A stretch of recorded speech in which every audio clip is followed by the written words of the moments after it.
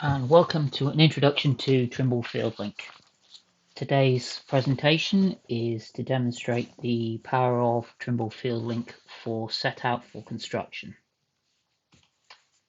My name is Hugh James. I'm a sales consultant for Building Point's Field Products.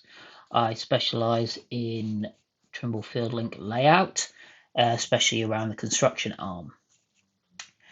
For the past 3 years, I've been working for Building Point.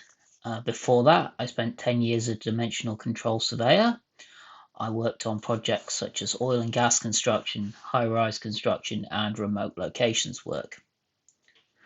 My current role includes sales and support and training of Trimble FieldLink. So my area covers Victoria, South Australia, and Tasmania. Today's presentation will be split into 4 parts. The first part will be an introduction into Trimble FieldLink, what it is, what it does, where it's supposed to be used. Then we'll follow up with some practical presentations, some of both the software in use and the hardware being utilized with that software. The third part will be a case study, and we'll start highlighting some of the examples of where the equipment has been successfully used. And our final section will be questions. So we will start with the introduction. And we're going to call this who, what, when, and why. So originally, who was originally the trades, in particular the companies installing air conditioning, mechanical, plumbing, and the other trades.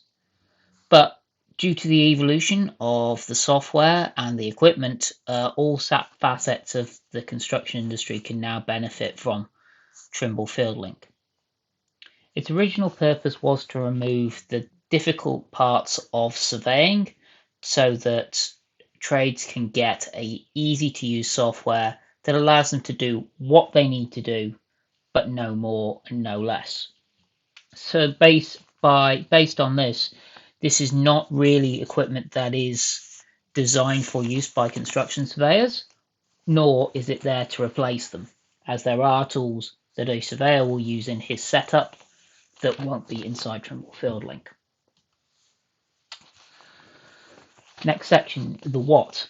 So Trimble FieldLink is a multi-equipment platform. This means that we can use different machines to achieve different results, but using the same software. So a single person can be trained on the software and they can use multiple different devices to achieve their success.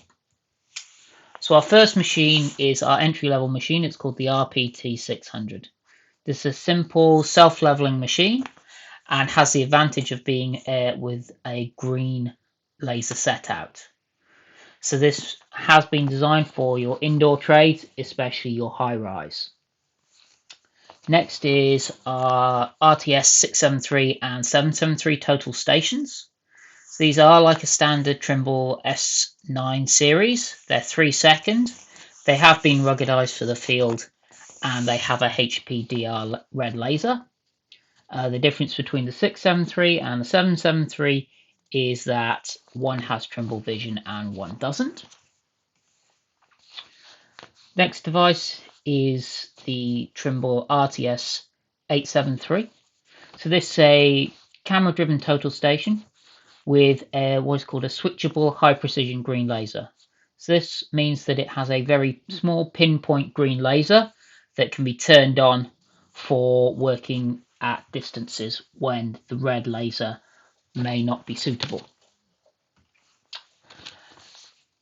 Trimble FieldLink can also be paired with an SPS 986 GPS receiver, so the same software can then be used over an expanded area. Finally, because it is a unique software, the Trimble FieldLink can also be paired with the Trimble X7 and can be used for scanning of buildings to create point clouds. if you'd like some further information about that, I do recommend you watch the video introducing the Trimble X7 and Trimble Field Points that was run by Fraser Wright earlier this week. So when would Trimble FieldLink be used? Okay, because it has flexibility at the core of what it does, Trimble FieldLink can be used in lots of different ways. So we aim it at the construction area after a surveyor has been and set up his project. So what we'd be hoping for Trimble FieldLink to be used as for setting out hangers by the trades. Penetrations can be marked on a deck before the concrete slab is poured. Internal walls is a very high use project because you get lots of points to mark out, and we're getting more and more complex curved walls that can be simply marked out using the laser. The device can also be used for marking out the footings of new builds, holding out bolts, but also it can be used not just for setting out, but collecting data. This is very handy for QA/QC and the checking of floor levels, which would both allow project managers and junior project managers to check things as they go. So this leads us to the why. If Trimble FieldLink just drives a total station, why not just use Trimble Access? So the answer is the visual layout. Because the laser has been automatically adjusts to the correct XY location on any floor or any ceiling, there aren't the micro adjustments that a surveyor normally does, which means that it can be handed over to less trained users without you having to worry about them marking into the right place. The answer is speed of learning. Most users can be taught how to use this equipment independently after 1.5 days worth of training and become highly proficient after a month. The answer is product focus.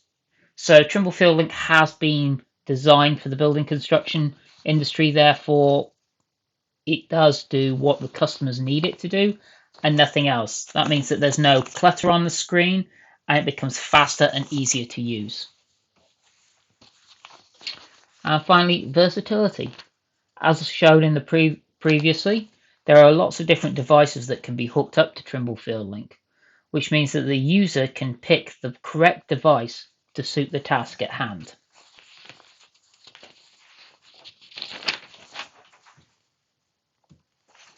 So now what we're going to do is get into some of the practical videos that we've got showing you what Trimble FieldLink can do. So our first one is going to be about some of the tools and extra little bits and pieces that you can do with Trimble FieldLink to make your project more efficient. So what we're going to do is we're going to start off with this by showing you what drawings we can use with Trimble FieldLink. So I've opened up a clean job and now I'm going to import some models. So as you can see, this is going to give you an idea of all the different types of drawings and models that we can get into Trimble FieldLink. So here we have a 2D DXF plan.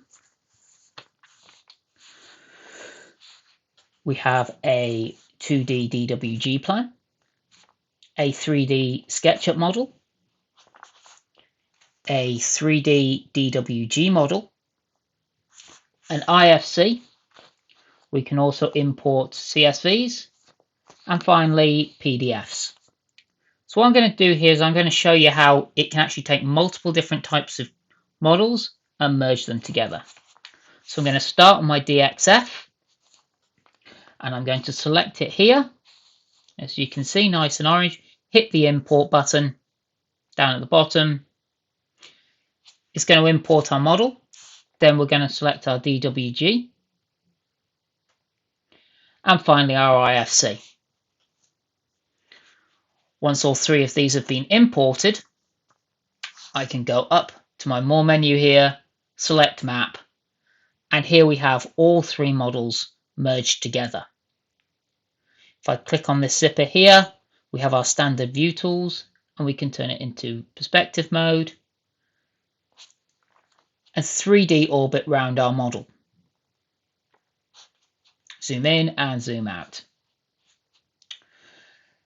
So one thing we do have with Trimble FieldLink is full layer control. By opening up this zipper, I can select my layers.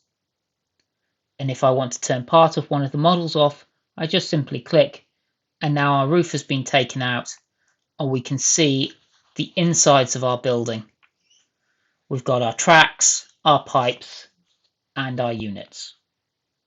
If I reopen this zipper, I can select this button here, and that's going to allow me to turn off each of those three individual models. So I can turn off my 2D layout, turn off my 3D structural model, and turn on and off my 3D IFC. Then I can close that back up. And again, I've got my model that I can see and view. What we have is now the perfect merge between 2D and 3D. So what I'm going to do is I'm just going to jump back into my top view. And I'm going to show you how we're going to create points directly from our model in the field. So I'm going to go up to my next step. So I'm going to go up to my Create menu at the top.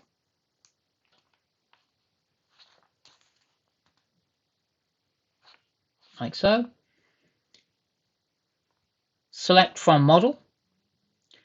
And now I'm going to utilize my layering tool. And I'm going to select directly from my drawing my grid lines. As you can see, it's highlighted the grids in the drawing, and also on the side the layer that I want to turn on and off. So now with a double tap, I can isolate that layer, and just the items on that layer have been created. I can click on the intersections. I could also have picked on endpoints, midpoints, or the centers of circles. Hit this pencil and paper edit button and actually create a layer live in the field for my set out points.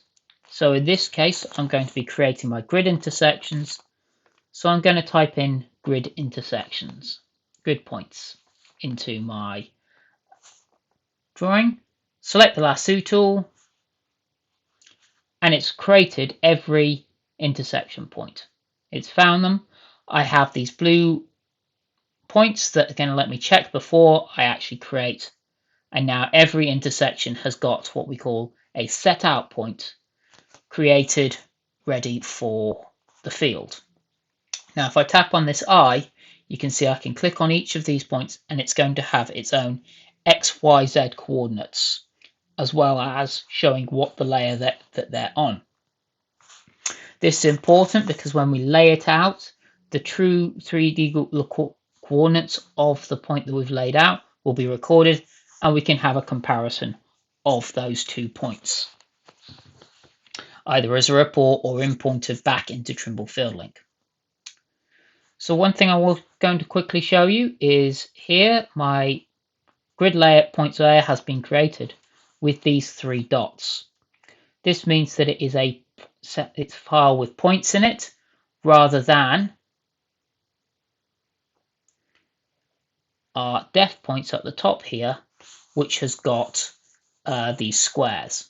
So the difference between the squares are the squares represent background information, whereas points represent set out points.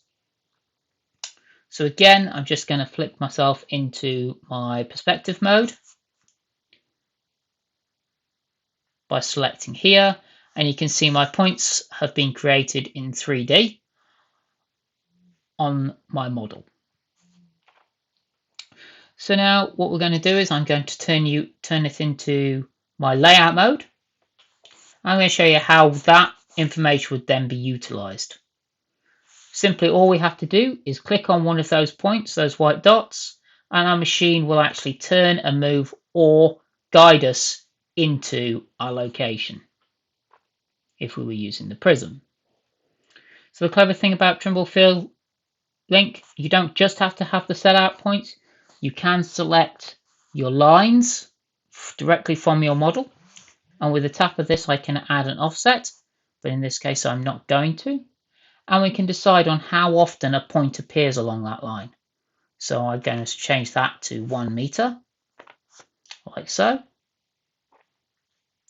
And now all I have to do is simply select directly from my model or my drawing, and it's created a blue line with individual points directly on our line, each at 1 meter.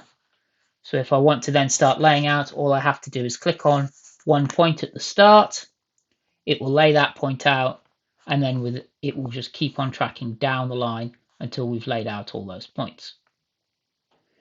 As I mentioned previously, we can add an offset. So as you can see, our points are now offset off our line by 200 mils. This is if we want to be able to give our points some room. We can either have it on one side, on both sides, or on the other side. So with a simple click of a button, we can move it from side to side, like so. As you can see, that start to show you the versatility and flexibility of Trimble FieldLink in the field. What we can actually do now is we can do exactly the same thing, what we did with the line, with our curve. So we can either select a curve or a circle. So if I zoom in on one of my circles, you can see here I've got an interval of 100 mils with a 0 offset. So I'm going to zoom in, click on the circle, and as you can see, a series of points have been created around the edge of the line of the circle, and then all I have to do is select my start point, and my laser will start to lay out that circle in perfect 3D.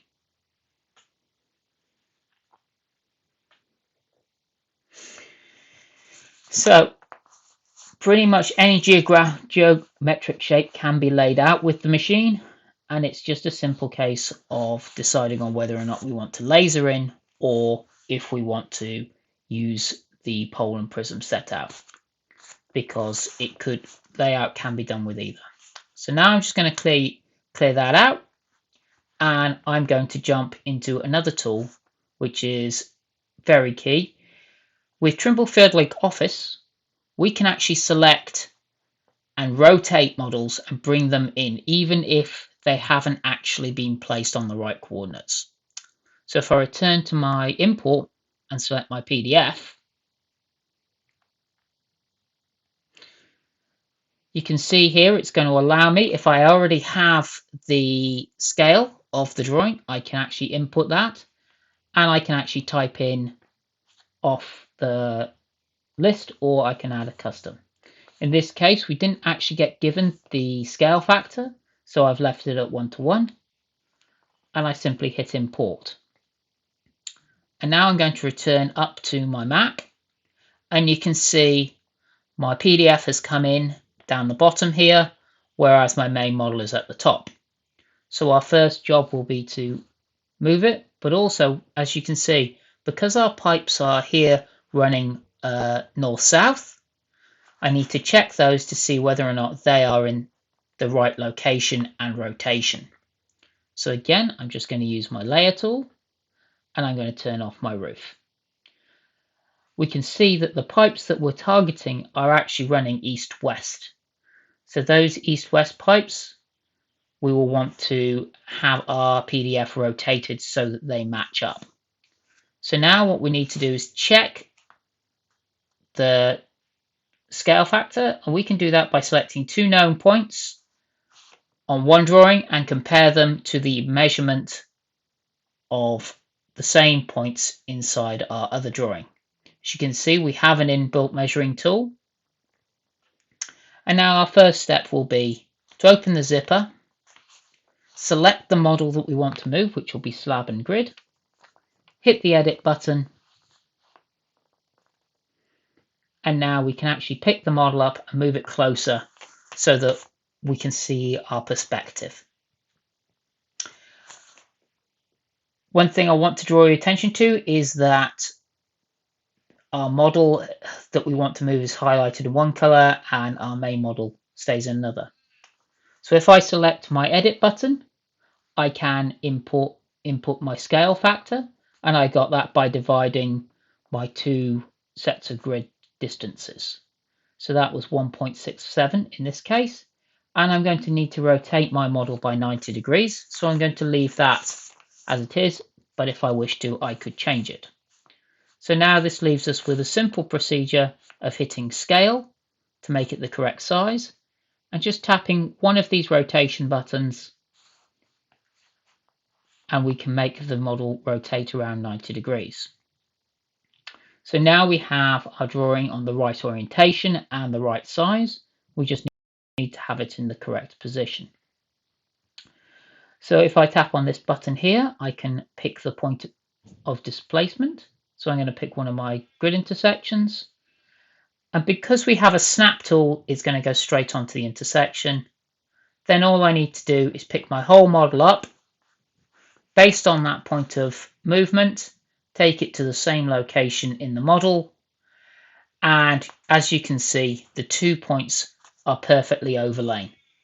So now my model is being scaled, rotated, and moved so that it is in the correct location for our site drawings and our site plans. So that's going to take us to a point where we can now export that and send that to the field via Trimble Connect if we wished, because it's inbuilt into the tablet, or we can go to our export and we can export by simply tapping. We can add it onto our desktop, send it through to Trimble Connect here, through the desktop, or finally through the memory stick. As you can see, it's all done on pictograms, and that is how we would successfully prep a model for the field before we went out to do any work. So that's going to conclude the first video that's going to talk about data preparation. Now we want to move on to a second video, which is going to show you how the equipment works when it's being utilized in the field. So what we're going to utilize today is Trimble's software they call Virtual Layout. This allows us to run a FieldLink program whilst controlling a virtual construction site. So our Trimble FieldLink is on the left and our virtual construction site is on the right. Sorry, on the left is Trimble FieldLink, on the right is our virtual construction site. So if I just start this video, you can see we've got the split screen. On our right, we have our total station, and we have our worker who's going to be doing our set out for us today. So this has all been set up. I would like to apologize to people right now. This is an American program, so it is unfortunately locked to feet and inches. So as you can see on my left hand side, I've got my device connected already. It's telling me how much power, and you can see the little pictogram is a picture of a total station. If I have my RPT or my connected, it would be a picture of an RPT. So the first thing I'm going to do is I'm going to do a simple setup, and this is a case of picking 2 points on my drawing and then picking a point on my drawing, measuring it, picking a second, and then allowing the unit to set itself up. On our left hand side, you can see the prism is spinning, so that means that we don't have a lock. So I'm going to move my total station round using Trimble Vision. So it's pointing roughly at the prism, and now you can see that on our left hand side our prism has stopped moving. This means that we have a successful lock. So now I can select my first point on my drawing, and my worker can move over to that location, like so. And as you can see, this is why we do need our surveyors, because they've left some grid pins for us to set up on. So once we're happy with our setup location, we simply go star, and it's going to measure our point. Now we select our second setup point off our drawing, and the computer is going to tell us how far that should be and gives us our computed distance. We're going to send our worker over to that second point. As you can see, there's a red stripe there showing that we still have a lock onto the prism, and that is the line of sight as the machine moves round. So now we go on to our second point, like so. And once again, once we're happy with our location, we hit the star button, and it's going to calculate out through our location. So in this case, our instrument is within 0.007 of a foot. That is about 3 millimeters.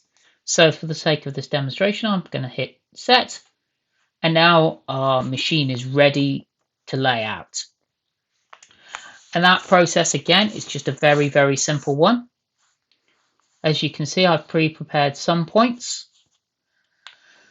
So now I'm going to hit on my measure at the top, go down to layout, and now simply select one of those points on the floor, like so. And our FieldLink is going to tell us where our worker has to work. So you can see there it's telling him to go forward, right, and up. So all these instructions are based on as if our man is looking directly at the total station. So we'll rotate our view. And as you can see on our screen, we can have a green dot that's showing where the prism currently is on our drawing and our total station. Now that we've got within our 1 meter, we can do our small micro adjustments.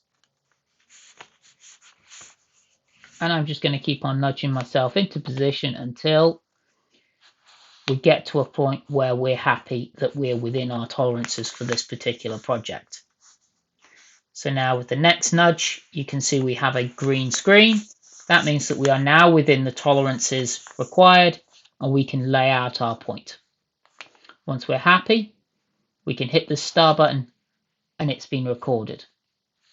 As you can see, we get green across our screen, and our point has been changed from a white empty dot to a green dot with a tick.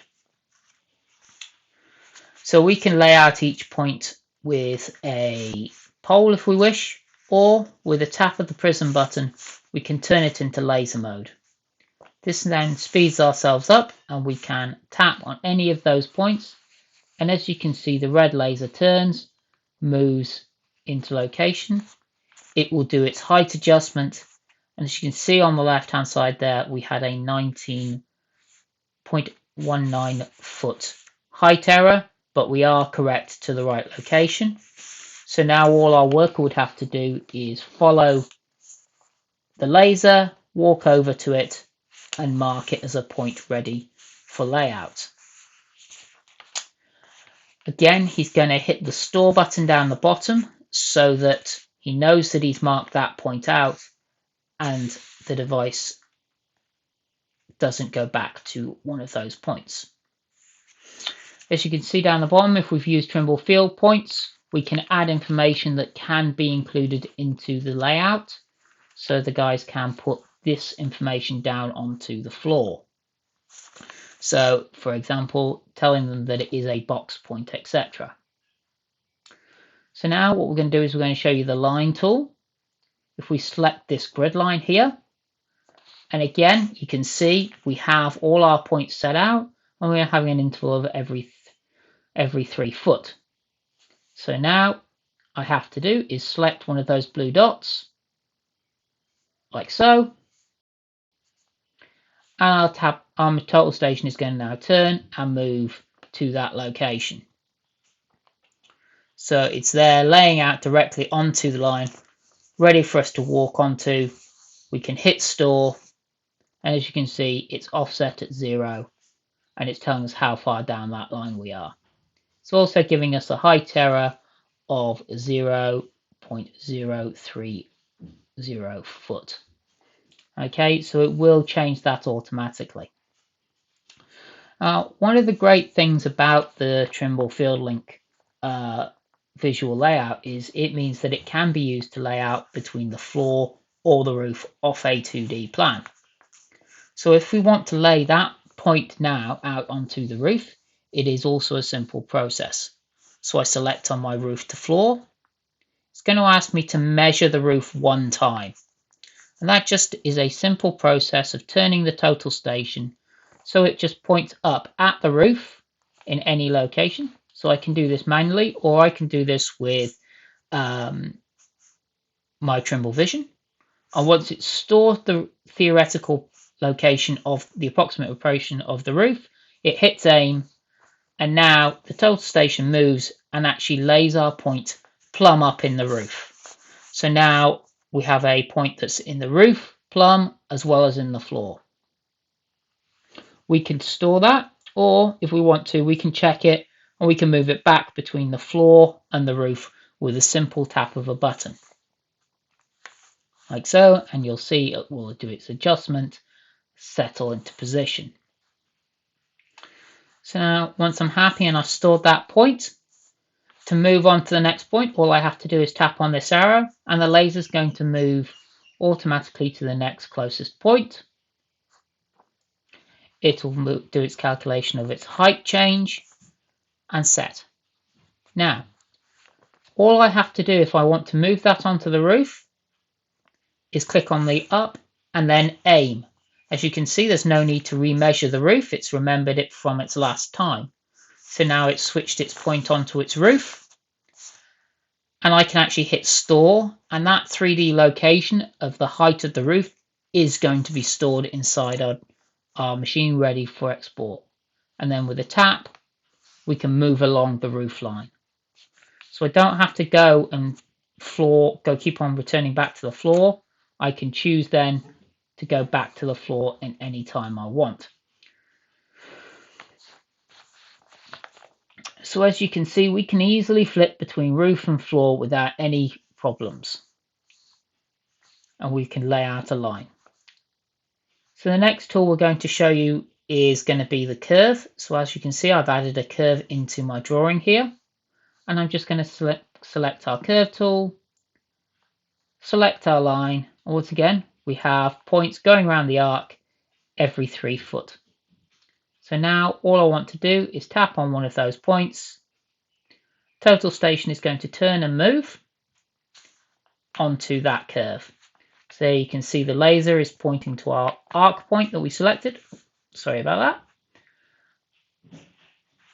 You can see it's set onto the arc. Once I'm happy with that location and I've marked it, even though this is a ridged floor, it is capable of adjusting. I hit my store and then my next. And as you can see, my total station has moved around my arc, like so. So now I just let it finish settling. Because of the ridged floor, I'm happy. And as you can see, it's moved around the arc on my drawing. So once I've hit store, I pick next. And as you can see, it's going to jump over the point that I've already marked out. So it won't go back to a point once it's been marked out and stored. So there'll be no chance of having to keep on going back and forth, back and forth. If I want to, I can actually override the curve and pick any point I wish.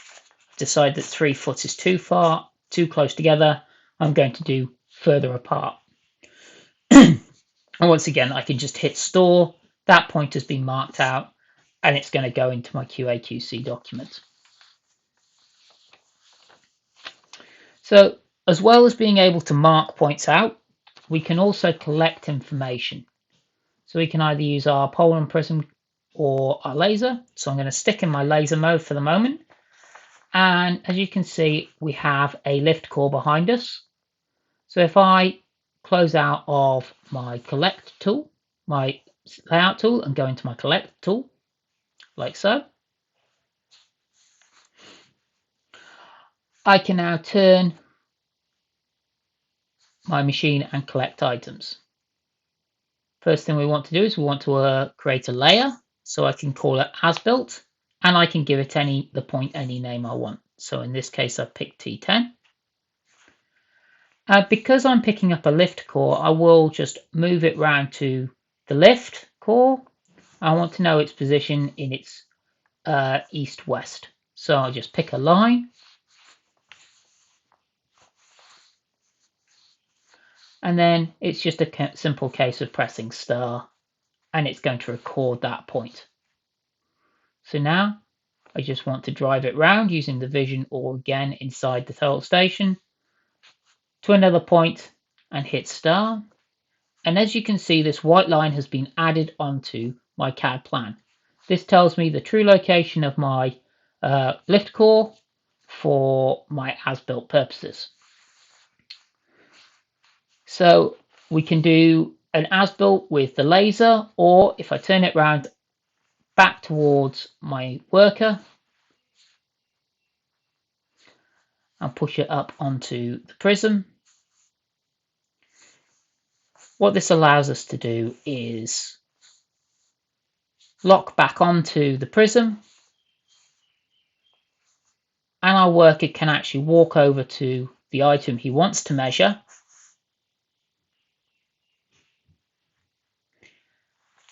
and measure in the next item.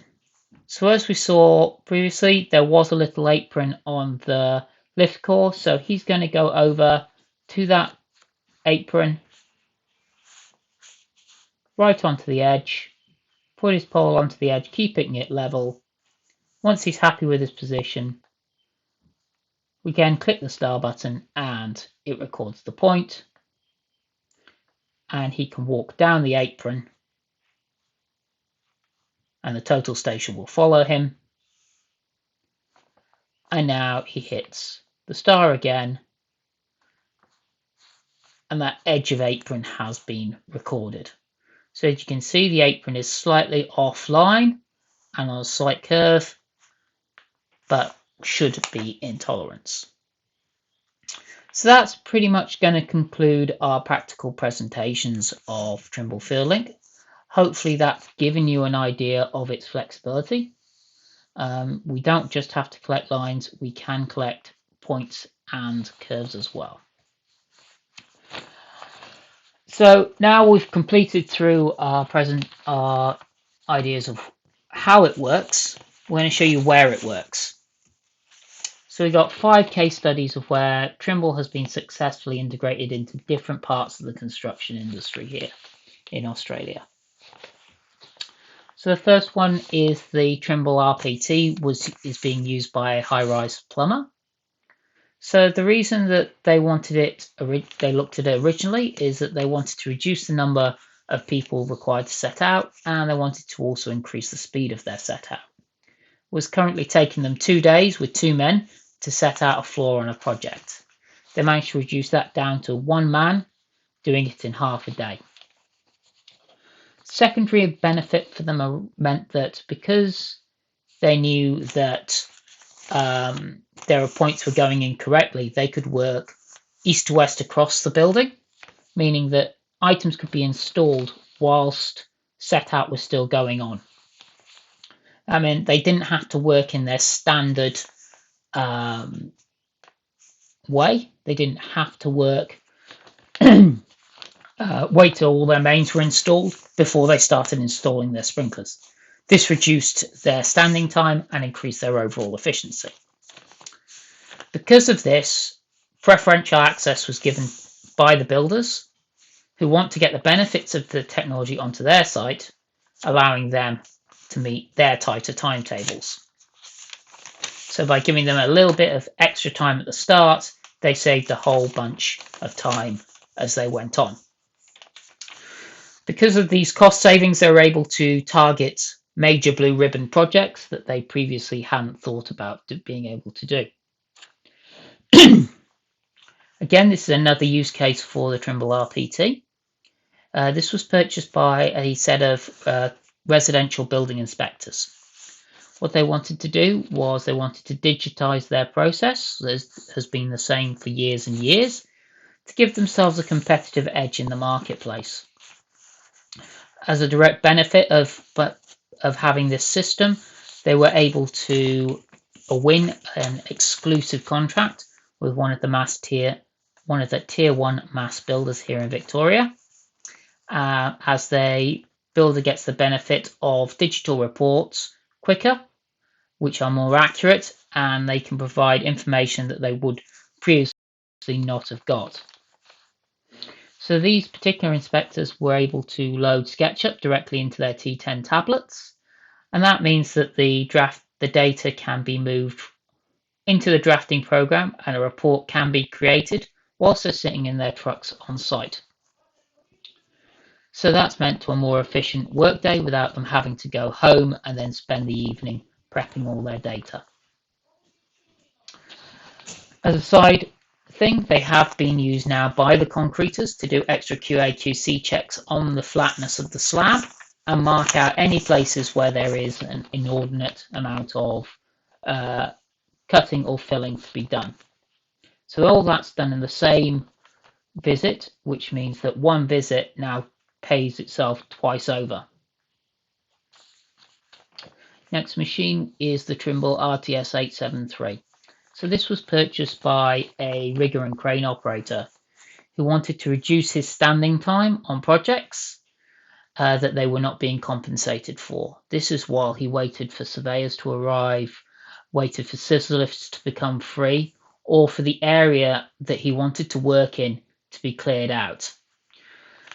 Because he needed large areas previously to pull tapes across flat walls, obviously he needed a very large clear area and he needed to free up 2 scissor lifts, which was time consuming. Secondary benefit of this was that 90% of his work come from a single fabricator.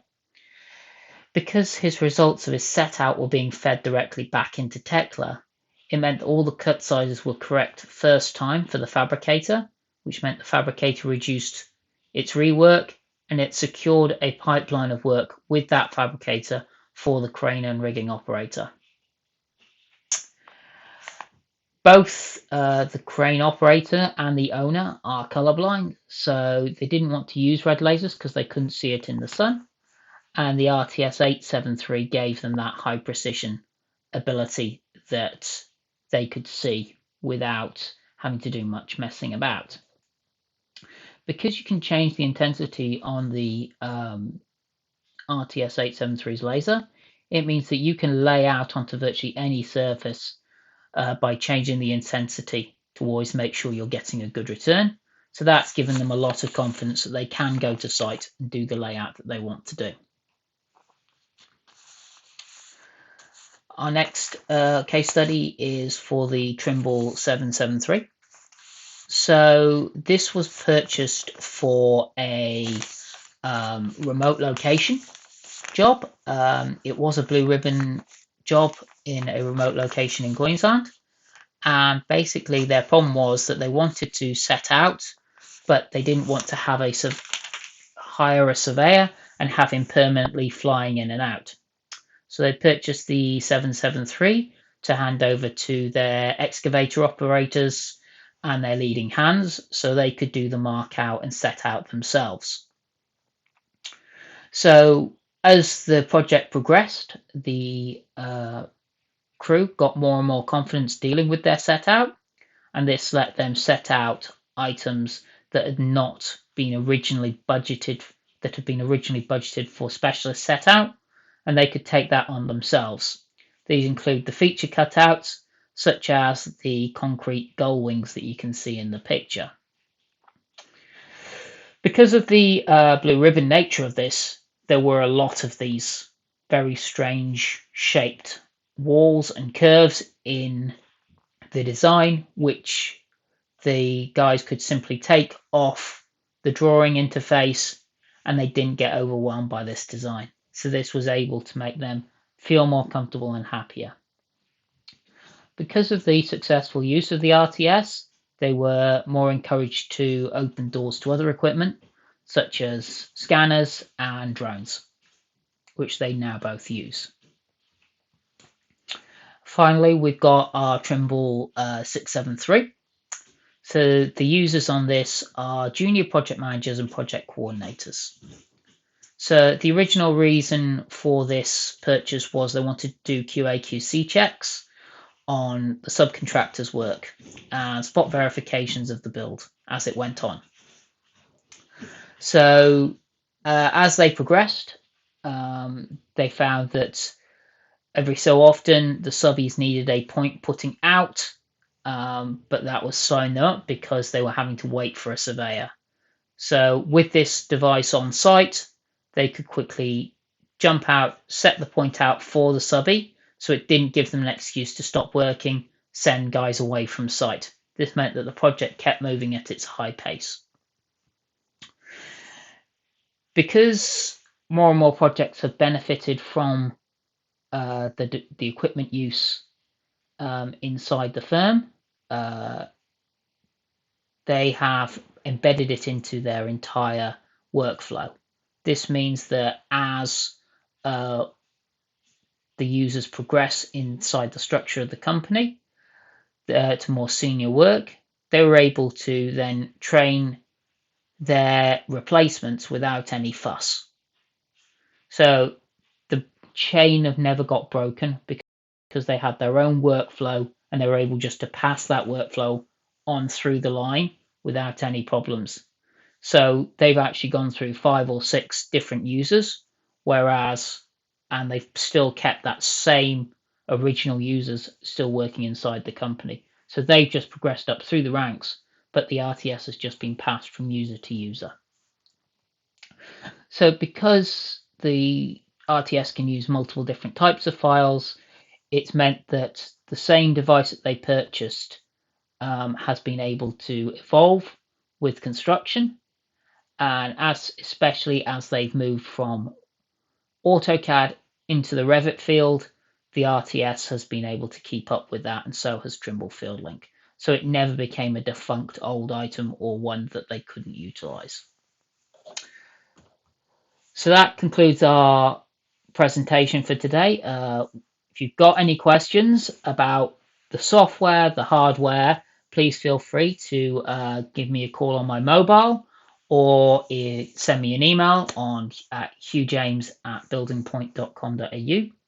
We also have a central phone number, which is 1-800-900-BPA, that you can call, and if you can't get hold of me, one of the other guys in our national network can help you. Finally, I want to finish this off by saying thank you for your time and attention, and hopefully I will speak to you personally some point in the future. Many thanks.